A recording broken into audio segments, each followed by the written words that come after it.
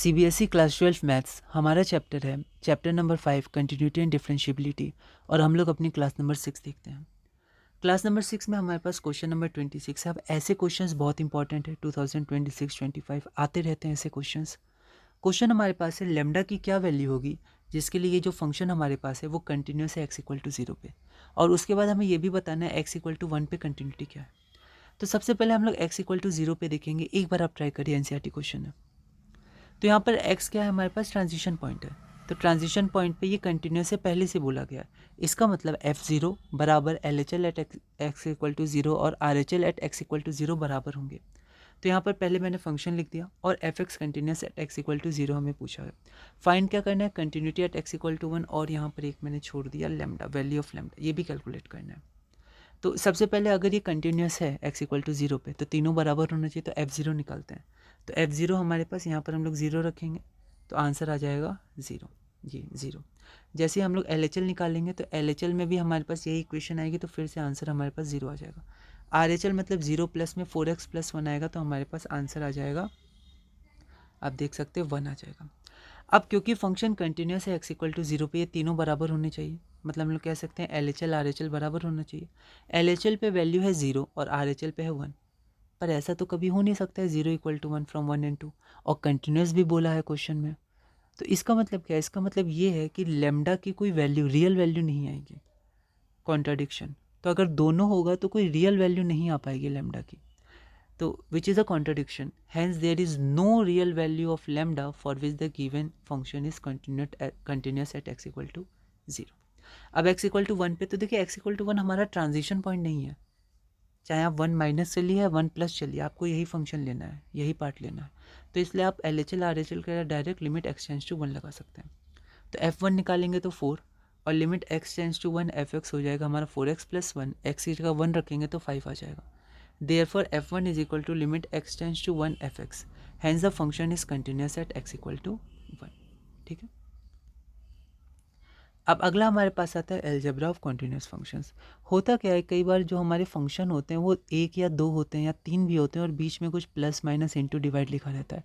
तो जब उस पूरे फंक्शन को हमें कंटिन्यूस प्रूफ करना होता है, बताना होता है, तो हम लोग बस ये बता देते हैं कि इसके जो इंडिविजुअल पार्ट्स हैं वो कंटिन्यूस हैं, तो ये पूरा फंक्शन भी कंटिन्यूस है। तो suppose F and G are two real functions continuous at a real number C. तो F and G real functions हैं और कंटिन्यूस है एक नंबर पे। तो यहाँ पर एफ और जी कंटिन्यूस है, तो एफ प्लस जी उनको जोड़ने पर भी फंक्शन जो होगा वो कंटिन्यूस होगा एक्स इक्वल टू सी पर। अगर हम लोग एफ माइनस जी करेंगे तो भी कंटिन्यूस होगा, इंटू करेंगे एफ इंटू जी तो भी कंटिन्यूस होगा, और एफ डिवाइड बाई जी करेंगे तो भी कंटिन्यूस होगा। ठीक है, आगे बढ़ते हैं। आगे हमारे पास क्वेश्चन नंबर 27 है, फाइंड द वैल्यू ऑफ के। ऐसे क्वेश्चन आ चुके हैं के लेमडा इन सब की वैल्यू, so that the given function is continuous at x equal to 2। x equal to 2 पे ये जो फंक्शन हमारे पास है वो कंटिन्यूस है। एक्सरसाइज 5.1, एक बार आप इसको ट्राई करिए। तो यहाँ पर फिर से अगर फंक्शन कंटिन्यूस है तो फंक्शन की वैल्यू 2 पे बराबर LHL 2 पे बराबर RHL 2 पे, बस इसी से हम इक्वेशन बनाएंगे और के की वैल्यू फाइंड करेंगे। हम यहाँ पर 2 इक्वल टू के साइन है, 3 टर्म से कोई भी 2 ले लेंगे। जनरली LHL RHL ले सकते हैं क्योंकि LHL में RHL में अलग अलग वैल्यूज आएंगी, और जो इक्वल टू है वो तो या तो LHL RHL किसी एक में आ ही जाता है, जैसे यहाँ LHL के लिए है। तो यहाँ पर हमने fx लिख दिया, fx कंटिन्यूस है, और ये जैसे पिछली बार मैं भूल गया था, यह लिखना है टू फाइंड वैल्यू ऑफ के। तो अब यहाँ पर सबसे पहले हम लोग f2 निकालेंगे क्योंकि 2 पे कंटिन्यूस है, तो 4k आ जाएगा। LHL निकालेंगे तो भी 4k आ जाएगा। अब हम लोग चाहते तो कि दोनों में आंसर सेम आने वाला है, फंक्शन सेम है, ठीक है, तो यहाँ पर लोग सिर्फ LHL निकाल सकते थे, तो 4k आ गया। RHL अगर हम लोग देखेंगे तो हमारे पास 3 आ गया, अब 2, इक्वेशन 2 मान लिया। अब बोला गया है क्वेश्चन में ही कि जो हमारा फंक्शन है वो कंटिन्यूस है x इक्वल टू 2 पे, इसका मतलब LHL इक्वल टू RHL हो जाएगा, मतलब 4k इज इक्वल टू 3 हो जाएगा, और यहाँ पर जो k आ जाएगा वो 3/4 हो जाएगा। अगला क्वेश्चन हमारे पास क्वेश्चन नंबर 28 है, find the value of k so that the given function is continuous at x equal to 5। तो एक्सरसाइज 5.1 का ही है, सिमिलर क्वेश्चन है, एक बार आप इसको ट्राई करिए।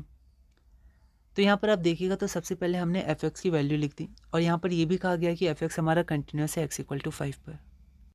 अब यहाँ पर हम लोग देखते हैं, क्योंकि फंक्शन कंटिन्यूस है x इक्वल टू 5 पे, तो सबसे पहले हमने f5 निकाल लिया, तो 5k प्लस 1। LHL निकाल दिया तो वही हमारे पास आएगा 5k प्लस 1, इसको इक्वेशन 1 मान लिया। यहाँ पर थोड़ी ओवर राइटिंग है तो हम लोग ध्यान रखेंगे, है ना, यहाँ लिमिट स्मॉल l होगा, LIM। अब यहाँ पर जब हम लोग RHL निकालेंगे तो यहाँ पर हमारे पास 10 आ जाएगा। अब क्योंकि हमारा फंक्शन कंटिन्यूस है तो LHL RHL बराबर आएगा, इक्वेशन बनाएंगे, k की वैल्यू 9/5 आ जाएगी। अगला क्वेश्चन हमारे पास फिर से सिमिलर क्वेश्चन है 5.1 का। एक बार आप इस क्वेश्चन को ट्राई करिए।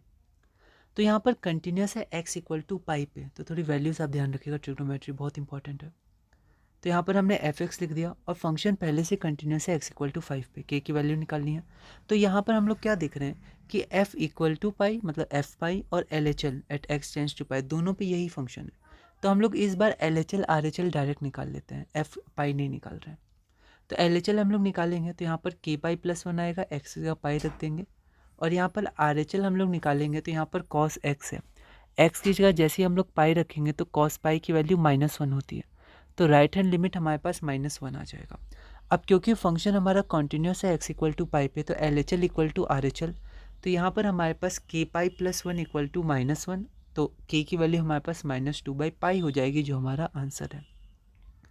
अगला क्वेश्चन फिर से एक्सरसाइज 5.1 का क्वेश्चन है, ठीक है। Find the value of k if the given function is continuous. अब x इक्वल टू पाई/2 पे कंटिन्यूस है, ये हमारे पास फंक्शन है, और यहाँ पर नॉट इक्वल टू पाई/2 दिया हुआ है, तो इसको आप थोड़ा ध्यान रखिएगा और एक बार आप इस क्वेश्चन को ट्राई करिए। अगर आप यहाँ देखिएगा तो यहाँ पर लेस देन ग्रेटर देन नहीं है, दोनों में क्या है हमारे पास मतलब LHL RHL ऐसा अलग अलग नहीं, नॉट इक्वल टू पाई/2। तो इस बार आप चाहे LHL लीजिए या RHL लीजिए, आपको ये फंक्शन लिखना होगा। और इस बार x इक्वल टू पाई/2 यहाँ पर थोड़ा फंक्शन चेंज है, इक्वल टू 3 है। तो इसको देखिए कैसे करेंगे, पहले गिवन लिख लिया, फंक्शन कंटिन्यूस है k की वैल्यू, तो पहले तो पाई/2 पर ही हम लोग निकाल लेंगे, जो हमारा आंसर 3 आ जाएगा। और यहाँ पर क्योंकि पाई/2 हम लोग LHL निकालें या RHL निकालें, दोनों के लिए हमें सेम फंक्शन चाहिए या सेम फंक्शन ही आएगा, तो हम लोग दोनों को एक साथ निकाल लेंगे, मतलब टेंस लिखेंगे, ना प्लस लिखेंगे ना माइनस, ठीक है। ऐसा हम लोग पहले करते थे जब ट्रांजिशन पॉइंट नहीं होता था, तो वहाँ हम लोग करते थे ऐसा, ठीक है। यहाँ पर जो पाई/2 है, पाई/2 हमारा ट्रांजिशन पॉइंट है, क्योंकि पाई/2 के इधर उधर जाने पे चेंज हो रहा है, लेकिन यहाँ पर LHL और RHL अलग अलग नहीं है, सेम है, तो हम लोग डायरेक्ट x टेंस टू पाई/2 कर लेंगे। सेम फंक्शन हमारे पास आने वाला है, ये वाला फंक्शन, तो x टेंस टू पाई/2। अब यहाँ पर आप देखिए कि अगर आप यहाँ डायरेक्ट वैल्यू पुट करेंगे, ये अच्छा क्वेश्चन है, अगर आप डायरेक्ट वैल्यू यहाँ पर पुट करिएगा ना तो दिक्कत आएगी, क्योंकि आप जैसे यहाँ पर पाई/2 करिएगा, 2 कैंसिल होगा, पाई माइनस पाई 0, डिनोमिनेटर में 0 आ गया, मतलब अनडिफाइंड है। तो हम लोग यहाँ पर क्या करेंगे, पाई/2 प्लस h ले लेंगे। अब क्योंकि हमने LHL और RHL ऐसा कुछ लिया नहीं है, तो हम लोग कुछ भी ले सकते हैं, तो हम लोग मान लीजिए RHL ले लिए, थोड़ा सा आगे जाते हैं पाई/2 के, पाई/2 प्लस h, ऐसा 11th में हमें देखना था क्वेश्चन, पाई/2 प्लस h, ठीक है। अब यहाँ पर x है पाई/2 प्लस h, और यहाँ पर x कहाँ जा रहा है, पाई/2 की तरफ जा रहा है, x टेंस टू पाई/2। तो जैसे जैसे x पाई/2 की तरफ जाएगा, h छोटा होते जाएगा, तो h टेंस टू 0 हो जाएगा। तो यहाँ पर जो हमारे पास फंक्शन है, limit x tends to pi और k cos x by pi minus 2x, यहाँ पर जैसे जैसे x पाई/2 की तरफ जा रहा है, h 0 की तरफ जा रहा है, तो यहाँ मैंने लिख दिया h टेंस टू 0, और x की जगह मैंने क्या लिख दिया, पाई/2 प्लस h, क्योंकि अब यहाँ पर लिमिट h के टर्म्स में है, तो जहाँ जहाँ x है वहाँ वहाँ h आना चाहिए।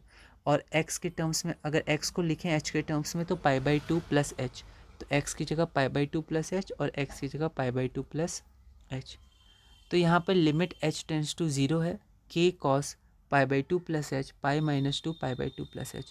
इसको आप थोड़ा सॉल्व करिएगा तो यहाँ पर आ जाएगा माइनस के sign h bye minus 2h। क्यों, क्योंकि cos pi plus theta, 90 plus theta क्या होता है, माइनस साइन थीटा, ठीक है। तो माइनस साइन h ये आ गया। अब यहाँ पर हमारा माइनस और k/2, माइनस माइनस कैंसिल होगा, k/2 कॉन्स्टेंट है, बाहर चला जाएगा, तो limit h tends to 0 k/2 sine h by h। अब k/2 क्योंकि कांस्टेंट है तो वो बाहर आ गया, तो limit h tends to 0 sine h by h, और इसकी वैल्यू 1 होती है, ये सब आपको ध्यान रखना है।